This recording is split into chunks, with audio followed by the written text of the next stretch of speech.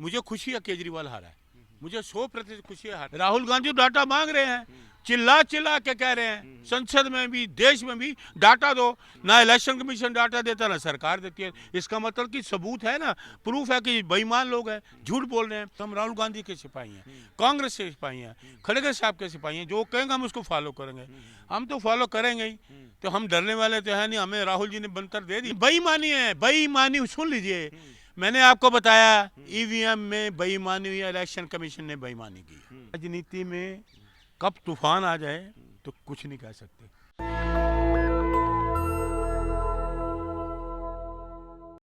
जिस प्रकार से दिल्ली चुनाव के परिणाम है, उसके बाद से सभी लोग सकते में हैं इंडिया गठबंधन में। उन्हें लग रहा है कि आने वाले चुनाव, जो कि अगला चुनाव बिहार में अक्टूबर में होना है, ठीक 6 महीने बाद, उसको लेकर अब सभी लोगों ने कमर कस ली है। हमारे साथ बातचीत करने के लिए मौजूद हैं कांग्रेस नेता अरुण मलिक साहब। मलिक साहब, सबसे पहले तो आपका स्वागत है नेशनल दस्तक में। बिल्कुल जी, आपके जितने भी श्रोता हैं उनको भी मेरा नमस्कार। लेकिन आप लोगों ने जो है 15 सालों का एक रिकॉर्ड बना लिया कि 15 साल तक तो आपने दिल्ली में शासन किया, लेकिन 15 साल तक लगातार जीरो विधानसभा में, और कहीं ना कहीं आपने आम आदमी पार्टी को नुकसान पहुंचाया, बीजेपी की बी टीम बन के काम किया है, ऐसा आम आदमी पार्टी कह रही है। देखिए, ऐसा है, आम आदमी पार्टी के जो संयोजक है अरविंद केजरीवाल, सबसे बड़ा नुकसान उसने करा है। दिल्ली का भी करा है, पार्टी को भी करा है, क्योंकि उसकी योग्यता नहीं है। अरविंद केजरीवाल के पास योग्यता से नहीं है।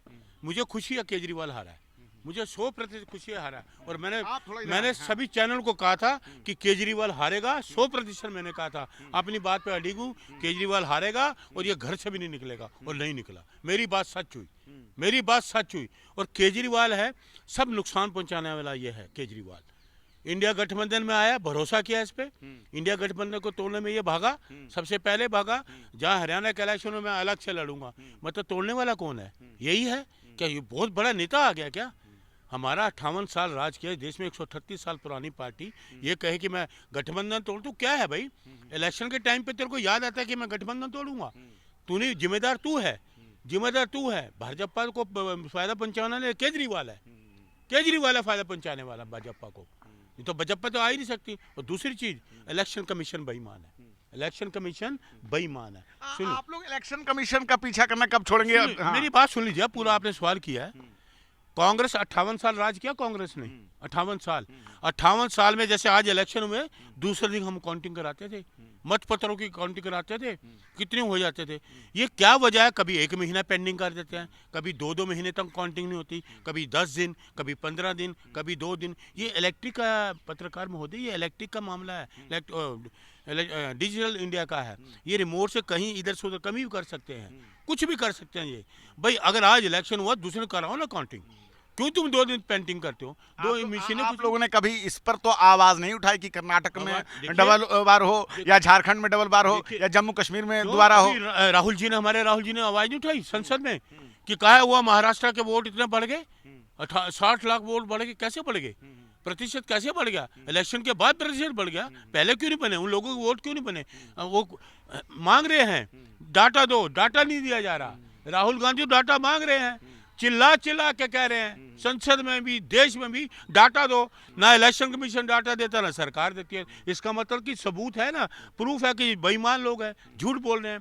राहुल, दिल्ली में तो जो होना था वो हो गया, अब बिहार में क्या होने जा रहा है? भाजपा कह रही है कि अब हमारा अगला निशाना बिहार है, बिहार की जनता तैयार है भाजपा की सरकार बनवाने के लिए। सुन लीजिए मेरी बात, भाजपा 100 साल तक बिहार में नहीं आ सकती अपने बहुमत से, 100 साल तक बिहार में नहीं आ सकती।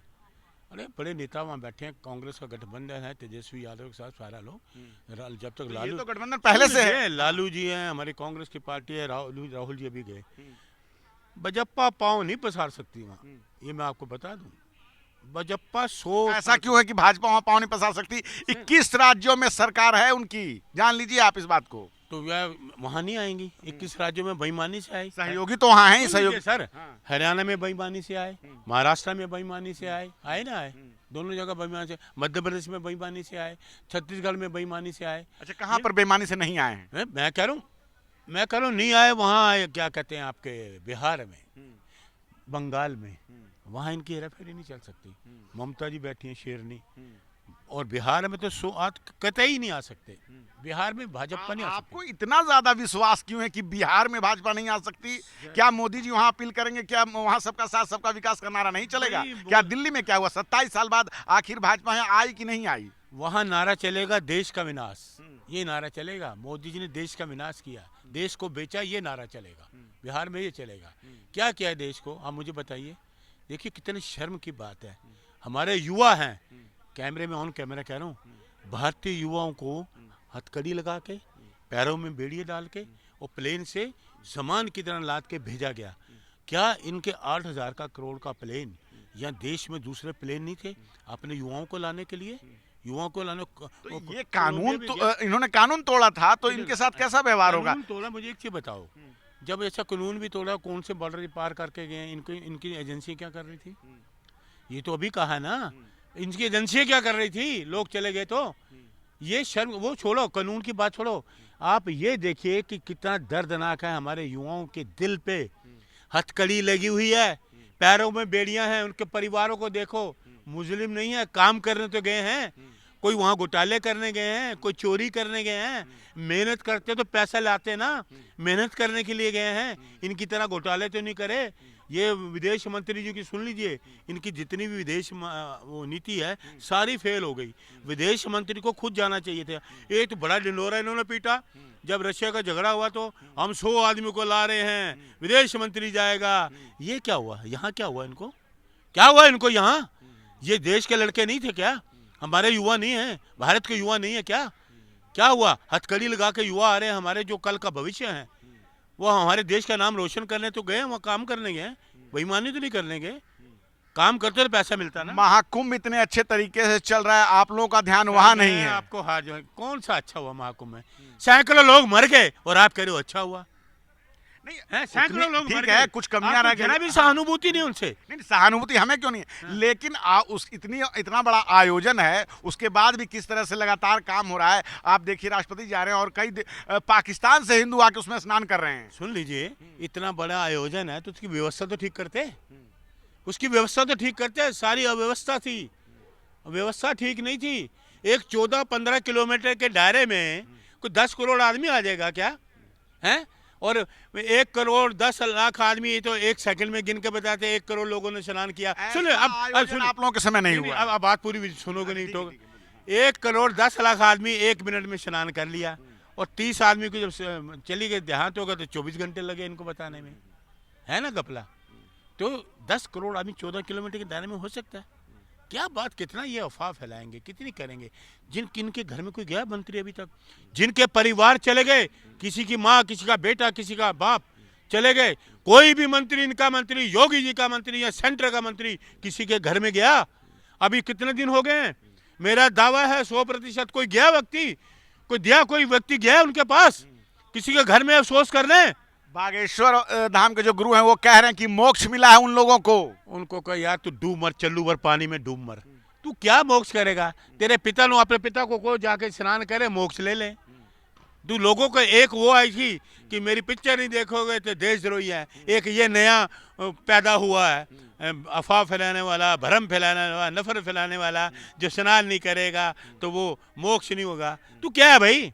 क्या है? झूठ बोलने वाला, नफरत फैलाने वाला। सनातन के गुरु हैं। कौन से सनातन गुरु है? इसकी सनातनी कहाँ गई थी? अयोध्या में मंदिर तोड़े गए तो कहाँ थी इसकी सनातनी? है ये सनातनी? ये जो आए हैं युवा हथकड़ियाँ बांध के, ये सनातनी नहीं है? बोला इस पे कुछ? बोले ना? क्यों ये झूठ फैलाते हैं? ये ढोंगी बाबा है, नफरती बाबा है। ये पता क्या करता था? ये लोगों को 100 लोगों को बिठा लेता था, भ्रम फैलाना, नफरत। क्या करते थे? ओहो इसका पर्चा निकला, उसका पर्चा निकला। ये क्या करता था? एक पर्ची जिसका पर्चा निकालना होता है ना, उसको फोल्ड कर, सुन लीजिए बोलना नहीं, फोल्ड करके फ्रिज में रख देता था। फ्रिज में आधा घंटा रख देता था, वो पर्ची ठंडी हो जाती थी। वो ठंडी पर्ची को दूसरी पर्चियों में मिला देता था। फिर अपने आदमियों को बोलना जो ठंडी पर्ची है वो निकालनी है। उनके आदमी ऐसे ऐसे देखते थे, जो ठंडी पर्ची निकला, ओ इसका पर्चा निकला, अपने ही आदमी का पर्चा। ये इतने ढोंगी बाबा क्या करते हैं? ये इसको बोलते हैं ट्रिक। ये ट्रिक्स से लोगों को बेवकूफ़ बनाता रहा। चलिए, एक और सवाल है कि आपने दिल्ली चुनाव के बाद जो बीजेपी मुख्यालय में प्रधानमंत्री मोदी ने भाषण दिया, आपने सुना? उन्होंने साफ कहा कि कांग्रेस जिसको अपना सहयोगी बनाती है उसका बाद में उसको समाप्त कर देती है, उसके अस्तित्व को खत्म कर देती है, उसके एजेंडे को चुरा लेती है। इसीलिए आज आम आदमी पार्टी हारी है और बिहार में भी ऐसा ही करने की सोच रही है। देखिए, मोदी जी जो अपनी बात कर रहे हैं दूसरों पे डाल देते हैं। समाप्त तो ये करते हैं, दूसरों को अपने साथ मिला के, महाराष्ट्र शिवसेना को मिला, उसको मिला, तो काम तो ये करते मिलाने का। कांग्रेस कभी धोखा या दगाबाजी नहीं करती। कांग्रेस जिसको मिलाती साथ है। हमने केजरीवाल से हमने तो धोखा करा, धोखा तो इसी ने करा। इंडिया गठबंधन हरियाणा चुनाव में अकेला लड़ूंगा, फायदा तो इसने पहुंचाया। देशभक्ति इसमें कांग्रेस का पुराना इतिहास रहा है क्षेत्रीय दलों को नुकसान करने का। कोई कांग्रेस को कौन सा? कांग्रेस ने क्षेत्रीय दलों को बढ़ाया, क्षेत्रीय दल को इन्होंने से बात किया है। मोदी जी ने ले पैसे ले, आजा समर्थन का ये ले, अपहरण करके ले जाना, कोई कहाँ कभी उड़ीसा ले जाना, कहीं कहीं भी ले जाना, ये तो ये करते हैं काम। हम थोड़ी करते हैं, हम खरीद फरोख्त थोड़ी करते हैं। हम तो जो नैतिकता का जो तकाजा है, जनता जिसे सुनती है हम उसके साथ हैं। चुनाव में आखिर बिहार में आखिर मुद्दा क्या होगा? उनका कहना है कि आप लोग सिर्फ जातीय गोलबंद करके चुनाव जीतना चाहेंगे, फिर से वही संविधान बचाओ की लड़ाई और जात पात के नाम पे चुनाव जीतना चाहते हैं। लेकिन मोदी जी जो हैं सबका साथ सबका विकास लेके इस बार नारे के साथ पहुंचेंगे और भाजपा बहुमत में, उनका कहना है कि इस बार हमारी सरकार बनने वाली है। सुन लीजिए मेरी बात सुन, इलेक्शन अब हुए नहीं, अनाउंस हुए नहीं, लंबा वक्त है। ये कहना है, ये माहौल बनाते हैं लोगों ना, अफवाह पहले फैला देते हैं माहौल बनाने की, ताकि हम जो बेईमानी हेरा फेरी करें, ताकि लोगों ने शुरू से कहा था। एक चीज़ मैं बता दूं, बिहार में तेजस्वी यादव, लालू जी, राहुल गांधी जी, ये जो जाएंगे ना चुनाव में, जब चुनाव होगा सरकार ही हमारी बनेगी, बीजेपी की सरकार नहीं बनेगी। इन्होंने विनाश किया है, विकास कुछ नहीं किया। देश का भी विनाश किया है, बिहार का भी किया। लोग तो आज वहाँ बिहार के लोग तो देख रहे हैं, इन्होंने जो फंड दिए थे कहाँ चले गए फंड। जो व्यक्ति ये कह रहा था कि नीतीश के लिए दरवाजे बंद, तो दरवाजे खुल गए क्या? वो तो नीतीश जी सोचेंगे ना। तो उनको हाँ, एक आखिरी सवाल, दिल्ली चुनाव से हमारा सवाल शुरू हुआ था। दिल्ली चुनाव में जो रिजल्ट आए हैं उस पर राहुल गांधी का नहीं कहना है कि ईवीएम में कुछ गड़बड़ी हुई है, उस पर कोई वो जांच की बात नहीं कर रहे हैं। देखिए, राहुल जी ने कहा ना इलेक्शन कमीशन को, हमें वो महाराष्ट्र का डाटा दो, कहीं 8,000 वोट कैसे आ गए की बिल्डिंग में, 60 लाख कैसे आ गए। दिल्ली चुनाव को दिल्ली में बेईमानी है, बेईमानी। सुन लीजिए, मैंने आपको बताया ईवीएम में बेईमानी हुई, इलेक्शन कमीशन ने बेईमानी की। एक मैं बता रहा हूँ, काउंटिंग में 100% का तो मेरा बार बार यही सवाल है। सुन लीजिए, एक आदमी अगर वोट डालने जाता है 3 मिनट लगते होंगे। तो आखिर कांग्रेस कानून के रास्ते क्या कुछ के लिए खिलाफ कोई उस तरह से हमारे बड़े काम क्यों नहीं करते? सुनिए, हमारे बड़े नेता हैं भाई, वो जो हम कहेंगे, हम तो देखो जमीनी कार्य करता है, हम तो जमीनी बात कर सकते हैं। हमारी कांग्रेस की क्या पास बड़े नेता जो करेंगे हम उसको फॉलो करेंगे। राहुल गांधी जी करेंगे उस चीज़ को हम फॉलो करेंगे, क्योंकि हम राहुल गांधी के सिपाही हैं, कांग्रेस के सिपाही हैं, खड़गे साहब के सिपाही हैं। जो कहेंगे हम उसको फॉलो करेंगे, हम तो फॉलो करेंगे ही। तो हम डरने वाले तो है नहीं, हमें राहुल जी ने बनकर दे दिया है। भारत मोदी जी को फॉलो कर रहा है। सर, भारत मोदी को कोई फॉलो नहीं कर रहा है। कहाँ फॉलो कर रहा है? कौन फॉलो कर रहा है? आखिर किस राज्य में सरकार कैसे बनी? मेरी बात सुनिए, मैं आपको क्या बता रहा हूँ। सरकार देख लीजिए, ये कभी भी गिर सकती है। बहुमत वाली सरकार नहीं है ये। नीतीश जी, नायडू जी बहुमत वाली सरकार है। तो राजनीति में कब तूफान आ जाए तो कुछ नहीं कह सकते। चलिए, ठीक है। तो हमारे साथ बातचीत कर रहे थे कांग्रेस नेता अरुण मलिक। और राजनीति में कब क्या हो जाए यह बिल्कुल सही बात है, कुछ कहा नहीं जा सकता। राजनीति संभावनाओं का द्वार है। एक हफ्ते का वक्त भी जो है राजनीति में बहुत लंबा होता है। क्या है आपकी राय इस छोटी सी बातचीत पे? आप अपनी राय हमें कमेंट में जरूर बताएं। मैं रंजय कुमार, कैमरामैन आशीष के साथ, नेशनल दस्तक। धन्यवाद। नेशनल दस्तक की आपसे गुजारिश है कि अगर इसको बचाना चाहते हैं तो नेशनल दस्तक को सब्सक्राइब करने के लिए रेड कलर के सब्सक्राइब बटन को दबाएं, फिर बेल आइकन की घंटी दबाएं। नेशनल दस्तक को बचाने के लिए बहुत जरूरी है कि हर खबर को शेयर करें, लाइक करें, कमेंट जरूर करें।